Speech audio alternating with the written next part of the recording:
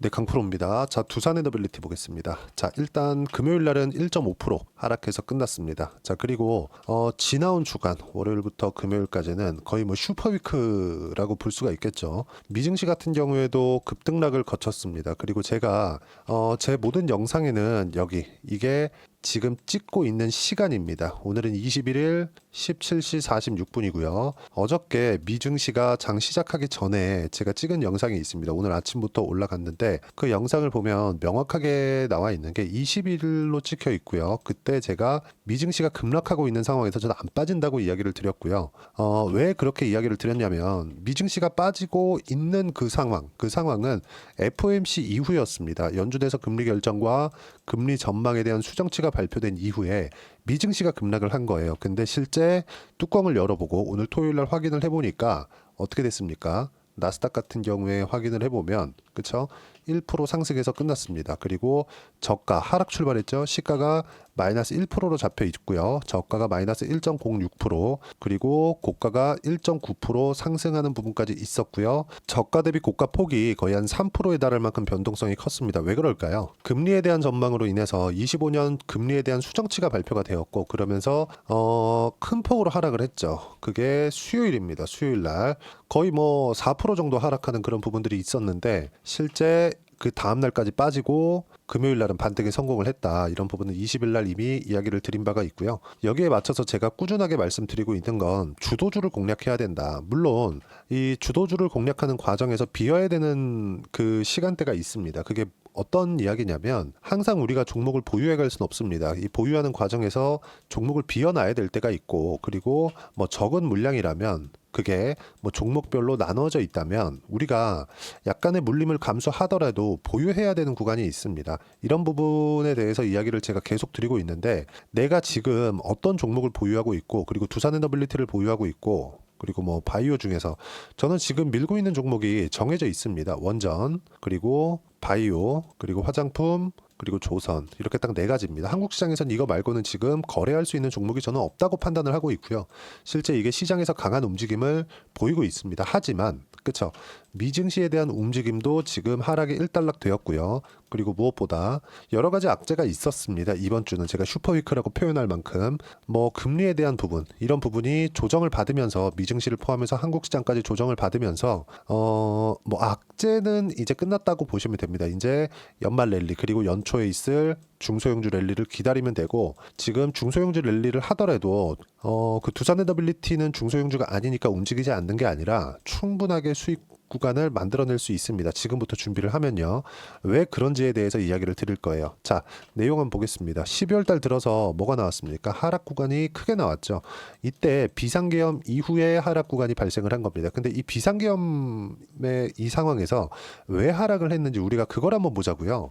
자, 왜 하락을 했느냐? 딱 한 가지만 보시면 됩니다. 하락한 이유는요, 정책적인 동력이 떨어졌기 때문에 하락했다고 표현이 나와 있어요. 물론 뭐 어떤 기사별로 뭐 조금씩 표현은 다르지만 이런 식의 그 시장 컨센서스가 잡혀 있는 것이 맞습니다. 근데 생각을 해보세요. 만약에 윤석열 대통령이 취임 초기부터 원전에 대한 부분을 강조하고 부각시켰던 것은 맞습니다. 자, 그러면 상승하는 구간이 어떻게 나와야 됩니까? 주봉으로 돌려서 보면 우리가 확인해 볼 수 있는 내용인데, 자, 이렇게 지우고 보면 어떻습니까? 22년도, 23년도 시세가 있었나요? 없었죠. 24년도에 들어서 시세가 나왔습니다. 여기서 우리가 비교를 해서 봐야 될 거는 이 내용입니다. 자, 뉴스케일 파워의 주가를 보면 돼요. 뉴스케일 파워의 주가를 보면 명확하게 우리가 구분을 해서 볼 수 있는 게, 올해 초부터 시작해서 뉴스케일 파워의 주가는 15배 정도 상승을 했습니다. 그리고 금요일 날도 미증시 반등과 함께 강세를 보였죠. 자, 그러면 두산에너빌리티가 24년도에 이렇게 올라갔었던 이유, 그리고 그쵸, 두산까지 봤을 때 여기 24년도에 이렇게 상승을 했었던 이유, 왜 그럴까요? 뉴스케일 파워의 상승 때문이고, 뉴스케일 파워의 상승은 원전에 대한 수요가 새롭게 늘어나고 있기 때문입니다. 그리고 트럼프가 당선이 되면서 트럼프도 그 머스크하고 같이 지금 행보를 같이 하고 있죠. 그러면 여기서 우리가 봐야 되는 부분은 이런 내용입니다. 그쵸? 미국에서 원전을 밀고 있다는 부분, 이게 진짜 중요한 거예요. 이게 중요한 거지, 지금 뭐 정책 동력이 사라졌다, 뭐 탄핵이 되니까 원전 다시 끝나는 거 아니냐? 탈원전 가는 거 아니냐? 그리고 이런 얘기가 있었잖아요. 그 계엄령을 발표할 때 이렇게 나왔단 말이죠. 체코 원전 예산 삭감 90% 정도의 예산 삭감이 있었다. 여기에 민감하게 반응을 하고 있는 건데 우리가 체코 원전에 대한 부분으로 인해서 주가 상승이 지금까지 나오고 있었다면 뉴스케일 파워만큼은 아니더라도 뉴스케일 파워의 절반 정도는 상승을 해야 됩니다. 지금 시장에서 중요하게 보고 있는 건 미국에서 전력 수요를 어떻게 감당할 건지, 그리고 미국은 이미 준비를 하고 있죠. 뭘로 보면 알 수 있느냐? 변압기에 대한 수요를 보면 알 수 있습니다. AI 시대가 도래하면서 인프라 투자가 다시 시작이 됐고, 인프라의 핵심은 전기예요, 전기. 그렇죠? AI는요. 반도체 칩이 필요하고요. 이건 엔비디아가 맡아서 하고 있고 TSMC에서 찍어갖고 가지고 오죠. 그리고 에너지입니다. 물론 반도체를 넣고 그 에너지를 공급해 갈 수 있는 그 공간도 필요하겠지만 이 두 가지가 필요하다. 결국엔 돈인데 미국은 이 내용들을 다 가지고 있는 겁니다. 그러면 우리가 봐야 되는 건 뭡니까? 지금 원전은 최저치 구간에 있고 지금 시장이 이렇게 어려운 구간 속에서도 그쵸? 종목별 투자를 봤을 때는 어떤 상황이 되느냐 보세요. 이렇게 어려운 시장 속에서도 단기간에 그쵸? 매도가 발생한 것은 맞지만 한 달 동안의 매수 물량이 800억 정도로 몰려있는 부분은 긍정적으로 보셔야 되는 부분이 맞습니다. 이 부분에 대해서 제가 계속해서 이야기를 드리고 있는 겁니다. 자, 그러면 우리가 타점에 대한 부분이 제가 중요하다고 이야기를 드리는 이유가 보세요. 업종 차트를 한번 보면서 이야기를 드릴게요. 시장이 코스피 같은 경우엔 7월 달부터 굉장히 어려운 구간에 있었고요.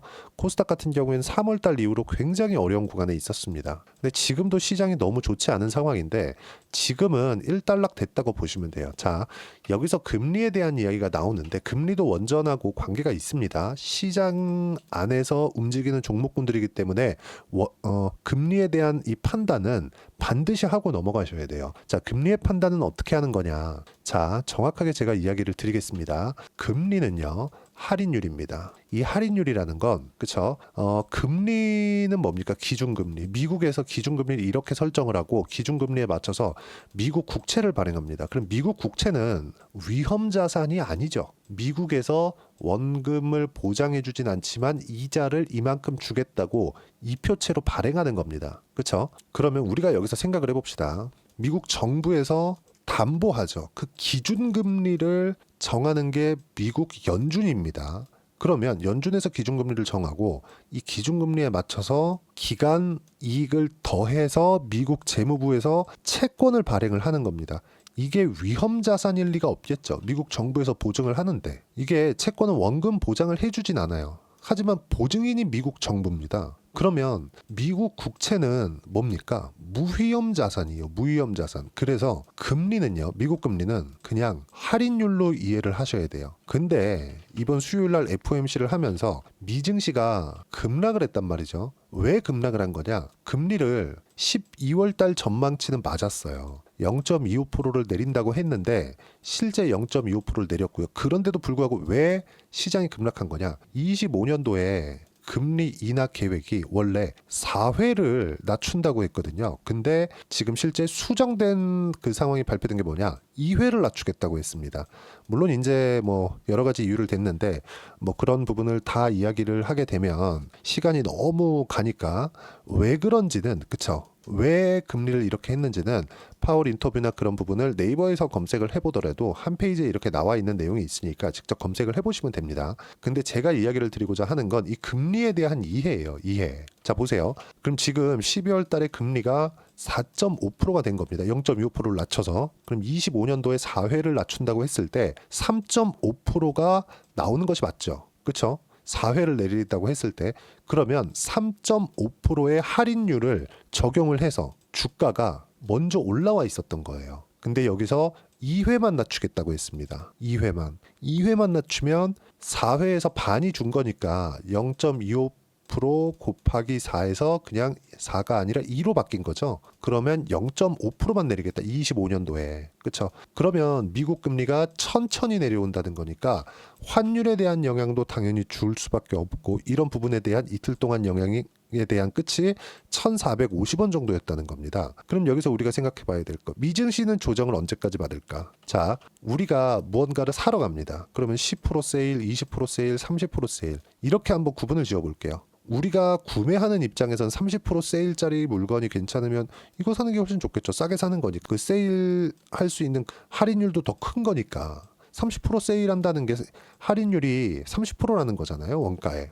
그렇죠. 그러면 금리 같은 경우는 어떨까요? 낮춘다는 게 좋은 게 왜 그러냐면 3.5% 할인율 주가에 대한 그렇죠. 주가는 위험 자산이니까 이걸 얘기하고 있는 겁니다. 그래서 제가 계속해서 말씀을 드리는 게 금리는요 늦게 낮춘다. 원래 1%를 낮춰야 되는데 0.5%만 낮출게. 이게 시장의 악재가 아니라 먼저 반영된 폭을 빼는 겁니다. 그게 조정으로 다가오는 거지. 굉장히 뭐 경기가 안 좋아요.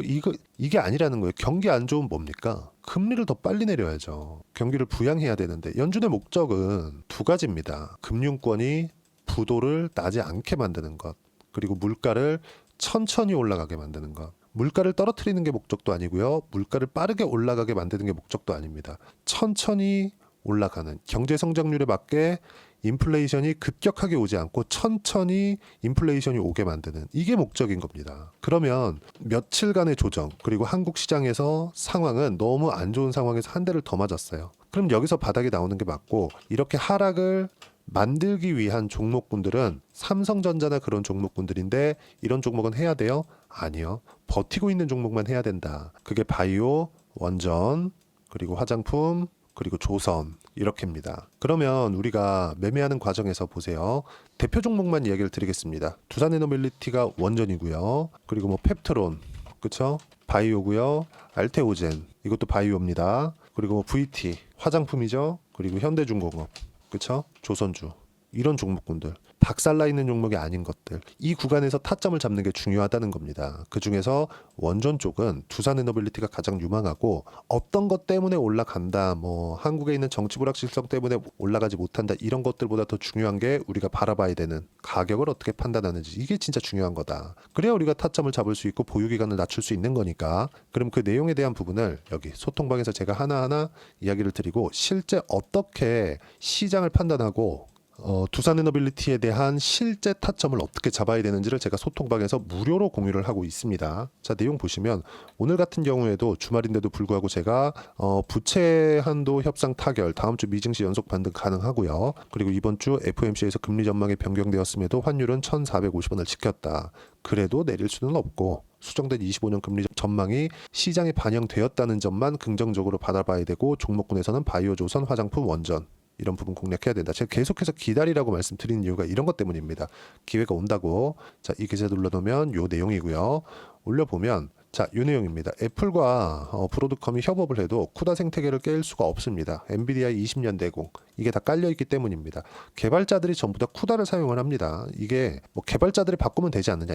이 자체가 단기간에 이루어질 수 없어요. 그리고 브로드컴하고 애플이 26년도에 양산화, 대량 생산을 시작하겠다고 했는데 대량 생산을 한다고 하더라도 이게 시장에서 어느 정도까지 반향을 일으킬지 모릅니다. 성능이 소프트웨어를 이용한 엔비디아 GPU보다 월등히 높아질 수 있는 그런 것들을 검증하는 것만으로도 2년 이상 걸립니다. 하지만 좋은 점은 레거시 반도체의 부활이 나올 수 있다는 점. 이건 긍정적으로 바라보셔야 돼요. 그러면 삼성전자가 올라간다, 하이닉스가 올라간다 이것보다 우리가 바라봐야 되는 게 삼성전자와 하이닉스가 더 이상 빠지지는 않을 수 있는 재료가 된다. 그러면 당연히 두산에너빌리티나 이런 쪽 시장이 빠지지 않으니까 긍정적으로 볼 수 있겠죠.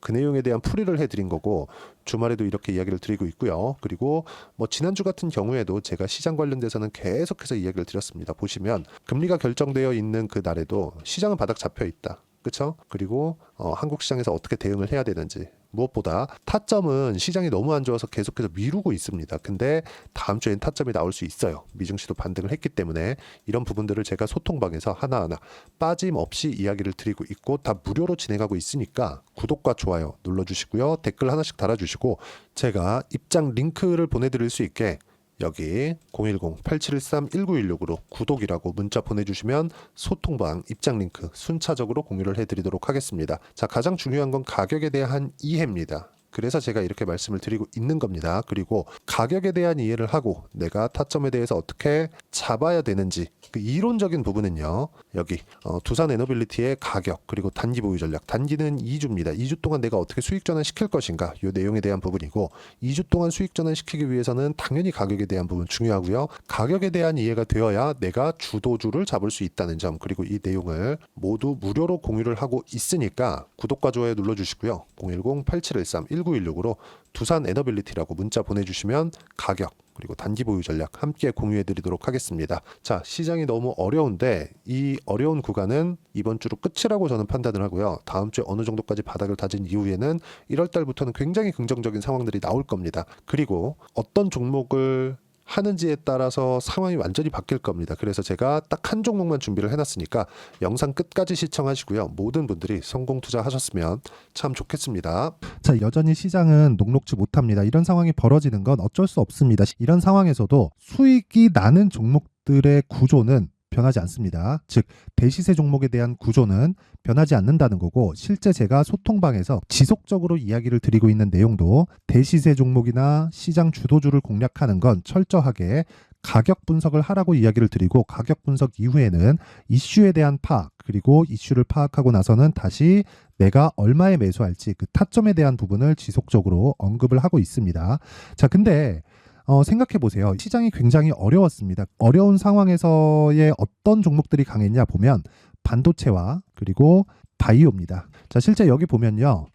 HLB에 제가 실제 매매한 내용을 띄워놓고 보여드리고 있는데 1월 22일부터 매매를 시작해서 4일 동안 31%의 수익 마감이 됐고요. 그리고 여전히 신고가 종목입니다. 자, 그리고 그 다음 어보브 반도체 이름을 보시다시피 반도체 종목이죠. 그리고 AI 반도체는 지속적으로 강세를 보이고 있습니다. 이 종목도 신고가를 먼저 달성한 이후에 제가 21%의 단기간에 21%의 큰 수익을 내고 마감이 됐습니다. 다시 재공략을 준비하고 있고 이런 부분은 소통방에서 다 공유를 해드립니다. 자, 그리고 코세스. 자, 코세스 같은 종목도 당연히 그쵸 신고가 종목이고요. 그리고 반도체 종목입니다. 이 종목도 영업일 기준에서 이틀 동안 대략 한 15%의 수익 마감이 됐습니다.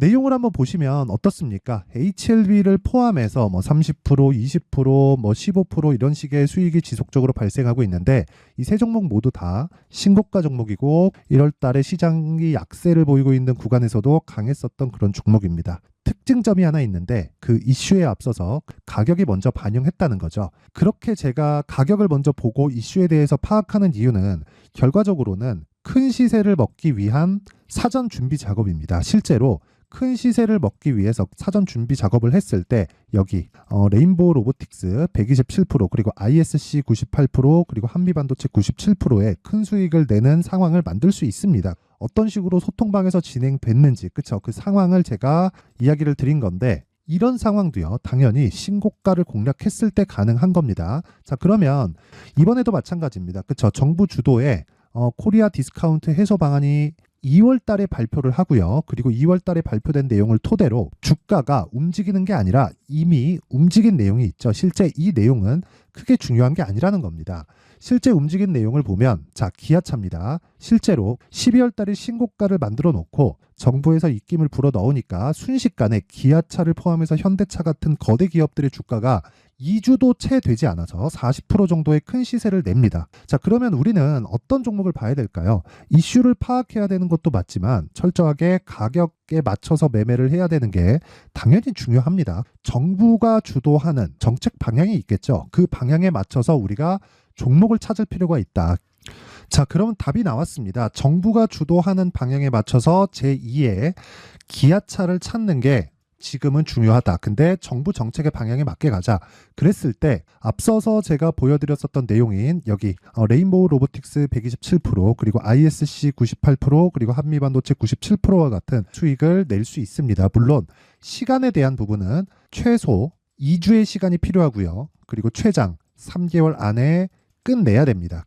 자, 기아차의 시세를 보셨던 것과 같이 2월 달에 정부 정책의 방향이 결정되고요. 바로 3월 달이면 시행입니다. 자, 그러면 우리는 거기에 맞춰서 당연히 종목을 찾아야 되고 제가 제2의 기아차를 찾아놨습니다. 제가 아까 전에 소통방에서 이야기를 드렸었던 내용 다 공개를 해드렸는데 그 내용처럼 종목만 받고 싶다 하시는 분들은요. 상단에 있는 제 전화번호로 대시세, 자, 대시세라고 문자를 보내주시면 정부 정책의 방향에 맞는 종목을 모든 분들에게 무료로 공개를 해드리도록 하겠습니다. 자, 제가 원하는 건 채널 성장이 목적입니다. 자, 그래서 구독과 좋아요 꼭 좀 부탁드리고요. 모든 분들이 정부 정책에 맞는 방향으로 매매를 이어가서 큰 수익 보셨으면 좋겠습니다.